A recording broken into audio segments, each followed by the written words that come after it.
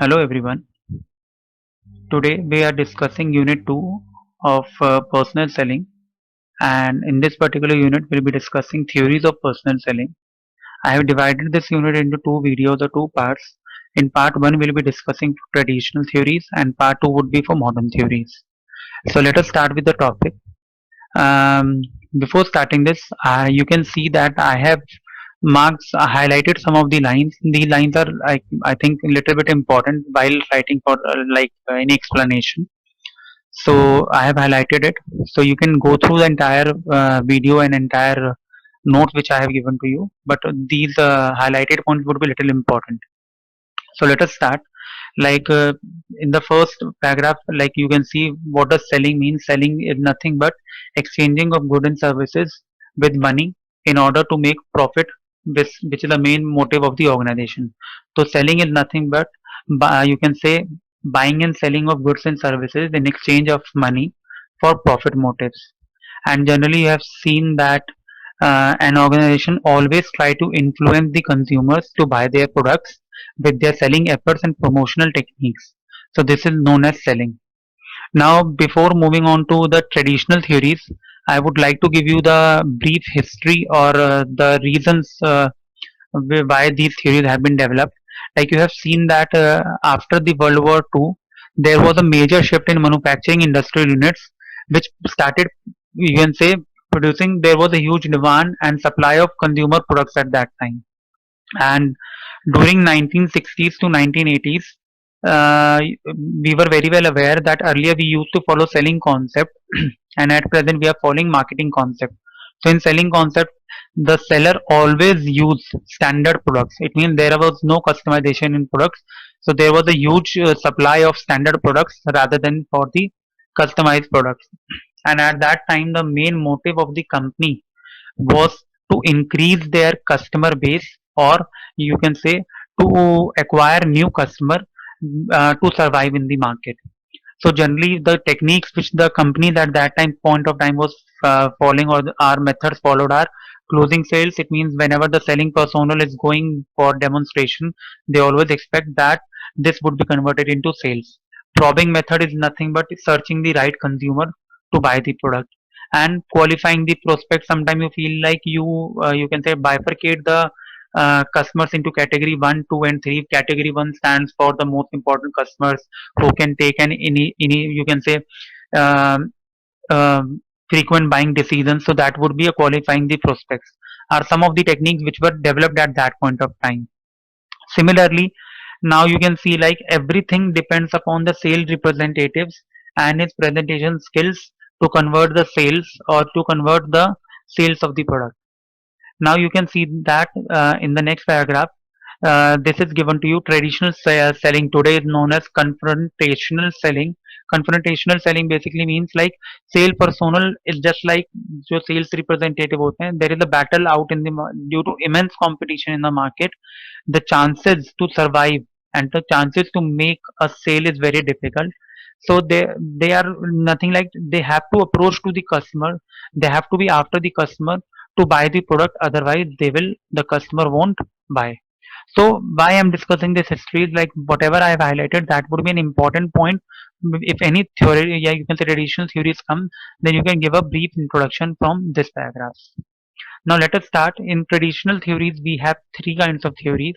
One is AIDS theories or IDAS theory, which stands for awareness, attention, interest, desire, action, and satisfaction.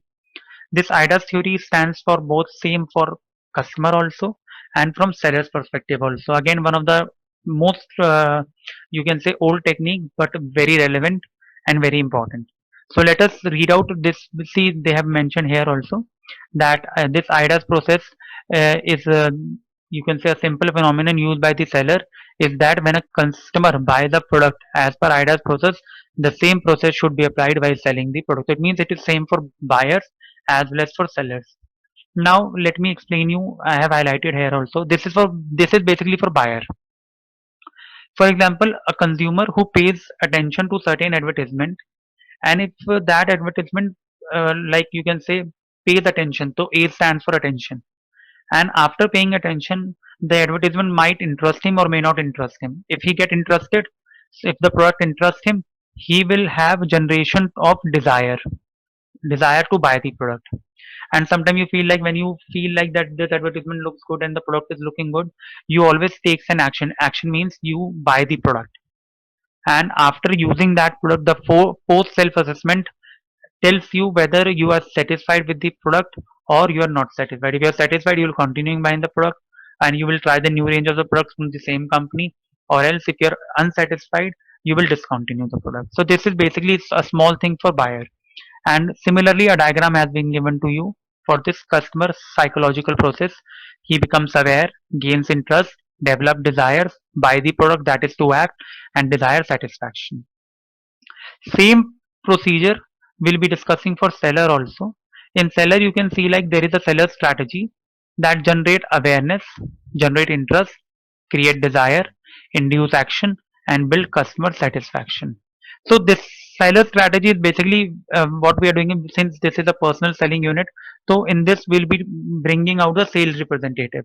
So let us start with the seller's perspective. Now you can see like same point in here it is given to you, awareness and attention. For example, a salesperson is going to visit the prospect. So the first main point is the salesperson need to generate the attention of the prospect. He should have a good first impression. Always starts with a smile. He has to be honest. So he should not be nervous. So this is the first point to bring the attention of the prospect. After bringing the attention, the representative should always try to develop the interest of the prospect. And for developing that interest, he should, if the product is easily, you can say, he can carry the product for demonstration, he should carry. If the product is like, you can say, a big product or a capital good, which is not possible to carry, so he can give even demonstration to visual aids also for better understanding of the product. Sometimes it feels like if the product is requires a technical knowledge and the sales representatives are not technically sound, so that could, you can say, disinterest the customer. So similar point is given to you. If the product is of a technical nature, the prospect has technical knowledge and background and knowledge, the salesperson need to be fully equipped in terms of knowledge related to technicality of the product. So it means he should develop the interest by having the technical knowledge, and by, you can say, handling the objections and confusion of the prospect. After developing interest, like, you can say, after your presentation, sometime customer gets satisfied and he desires to buy the product. And whenever he desires to buy the product, generally certain objections comes in his mind. It could be related to product objection, money objection, price objection, product objection, anything. So at that time, the these kind of objections, either the salesperson should have cleared beforehand. Beforehand means before, while giving the presentation at the interest level only, or if he has not mentioned those points, he should handle these queries very, you can say, with much importance and with good answers, so that the product actually comes into sale. Because at the time of buying the product, if there is any confusion, the prospect might, you can say, not buy the product. So this point is very critical, that these objections either should be solved beforehand, or it should be solved with the proper, you can say, answer given by the salesperson. It means by understanding the needs of the prospects. In desire only, you can say like, the decision has been made, and like it has been written here, if after placing the order, the main aim of salesperson is customer satisfaction. Because after buying the order, the some customers or prospects are still in a doubt whether they have made the right choice or not. So it is the responsibility of the salesperson to ensure the customer that he has taken the right decision, and there is no problem in the product. And whenever the prospect gets satisfied, so generally it will help the company in making the future sales also. So this is all about the IDAS theory. It is for the consumer perspective also, and from the seller's perspective also. So this diagram either you can make or you can skip, it's up to you. But the explanation should be given for first for customers, psychological process, and second for seller strategy. This diagram is nothing important. You cannot, you should not make it. It's just like for the explanation only. Second theory is again right set of circumstances theory. Again, you can see I've highlighted this. This theory is also known as situation response theory, or it is nothing but the seller oriented theory. Why seller oriented theory? Because the seller has to make all the efforts. Like you have seen the अभी आइडास process में आपने selling का सारा concept देखा, like वो generate attention, interest, desire. तो seller has to do with deal with all of them to make the sale, because this is seller oriented. So it is what this what seller is trying to make his product available to the customer, or to make the like to make the purchase order from the customer, to take order from the customer. So whatever he is doing, so that is covered in this only. But sometimes you feel like, as per this theory, they are saying there are two factors which you can say hinder, or which may lead to sales or may not lead to sales. So those two factors are internal factors and external factors. External factors are nothing but the salesperson, and you can say the presentation of the salesperson, remarks, or you can say, like you can see the presentation given by the salesperson, that is external factors. Internal factors are nothing but the factors which are limited, or you can say which are related to the IQ level of the customer, or you can say the thinking process of the customer. So generally what happens is, external factors since include salesperson and its presentation, so these can be controlled by salesman himself. But internal factors you can see lead to, like, it is the thinking process of the internal factor, like customer, so it cannot be manipulated and salesperson cannot control them. So this theory, अब किसी customer के आप thought process को या thinking level को, IQ level को change नहीं कर सकते. So this theory generally focuses on external factors only. External factors only means that the salesperson should be nicely prepared for the presentation, and he should have different presentation mechanism, and ways of answering the question should be perfect. Then only the sales can be possible. Keeping that, the internal factors will not change. For example, they have given you an example again.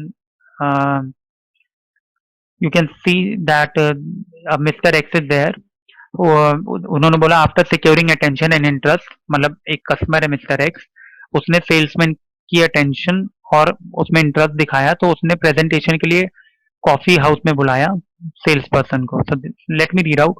The salesman, after securing the attention and interest of Mr. X, who is the prospect, invites him for a coffee in a nearby shop where he can be given the sales presentation.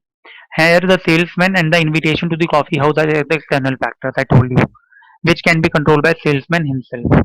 The internal factors include the thinking of Mr. X, which may not be controlled. The thought process of Mr. X in situation can be to have coffee or not to have coffee, maybe having coffee later on, to go out, not to go out, or to go out with the salesman or with someone else, like making excuses after after having a presentation or in between the presentation.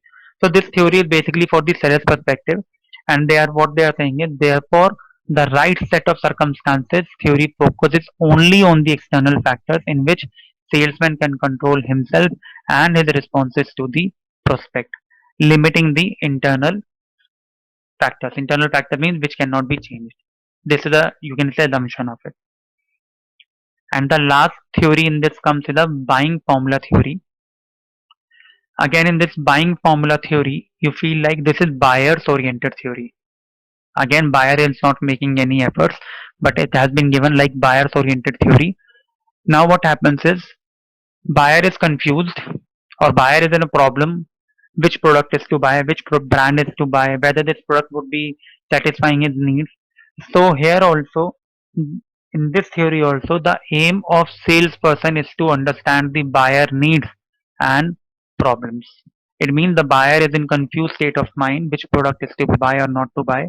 So here the role of salesperson is come to match or understand the needs of these, you can say, prospect or the buyer.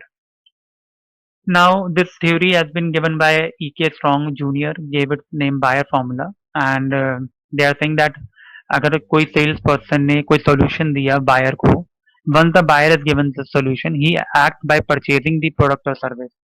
The solution given by the salesperson can be in the form of a product or a service or a brand name, After providing the solution, it is quite possible that the prospect will develop some relationship with the salesperson, which may lead to satisfaction of the prospect. Generally satisfaction हो जाता है. अगर नहीं हुआ, if like there is any deficiency, then the salesperson should make an effort to convert that dissatisfaction into satisfaction. Fine. So again, the salesperson needs to be ensure whatever product, brand, or you can say any service. This you can say the salesperson is you can say suggesting the prospect. It should match with the need of the prospect.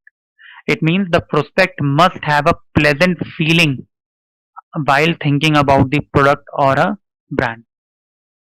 Because if sometime you feel like it's if the suggestion is given by the salesperson and the buyer is not at all happy, so it will lead to dissatisfaction and discontinuation of relationships and product buying. So the basic funda of this theory is this only, like if there is a need or a problem for the buyer, then adequate and pleasant feeling solution should be given by the salesperson about the product, service, or a brand.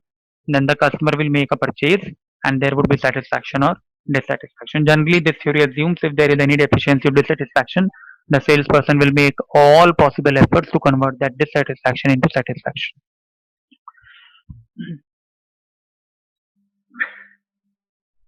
Now, one example is given to, very easy example, like Mr. X, his family is growing, so he is having a two-wheeler. He is eyeing to buy a car. So here the salesperson is advising the Mr. X to buy a car, Maruti Suzuki. The brand he suggested is Maruti Suzuki. Now, if Mr. X is very feels pleasant to buy about this car or having a pleasant feeling, he will purchase the car, derive satisfaction, and will develop a strong relationship with the seller or maybe the salesperson. For a salesperson, the answer to each selling problem lies in buying formula. Buying formula means what is the need or what is the problem which you have recognized. There can be differences in answers. तो like इसके अंदर ये point उन्होंने सिर्फ ये explain किया हुआ है. जैसे कुछ ऐसे पॉइंट है, डिफरेंसेस कैसे उसको टैकल करने चाहिए. When a prospect does not feel the need or recognise a problem, then emphasis is placed on the need of the problem. It means जैसे कई बार होता है कि वो कहता है मुझे नहीं चाहिए गाड़ी, तो सेल्स पर्सन का मेन मोटिव क्या होता है कि उसको ये फील करवाना कि यू हैव अ रिक्वायरमेंट और नीड ऑफ दिस पर्टिकुलर. तो ऐसे बहुत सारे एग्जांपल हैं. लाइक सेकंड पॉइंट में बोल रहा है when a prospect does not think of a product or a service while thinking about the need or a problem, then the sales person should put emphasis on the association between the need and the product, कि भाई आपको need क्या है और आपको product की क्यों requirement है. तो ऐसे कुछ पॉइंट्स हैं, बट मेन आपकी जो एक्सप्लेनेशन है इसकी यहाँ पर रहेगी, that is up to the example. If you and you can draw this diagram is very easy, and if you need you can just read out one or two questions, you can put it in the explanation. The point would be same. Like इसके अंदर अब कई बार you feel like in case of competition the salesperson need to put emphasis on developing the adequacy of the product or service or a brand name or both and has pleasant feeling around it. तो मतलब कई बार क्या होता है कि competition के कारण whenever the buyer comes to the office or you can to the showroom, so the product should be nicely designed, should be clean, and brand name should be popular, and the customer should feel pleasant about the product, and you can say about the company. These are some of the differences in answer, but the point would be till examples only. So this is here we are completing the first unit or the first part of unit 2, traditional theories. Again we discussed IDAS theory, AIDS theory, then right set of circumstances theory, and third would be that is your this third theory would be buying formula theory. If you have any doubts, you can contact me. Till then, you can read out the notes. Thank you. Thank you very much.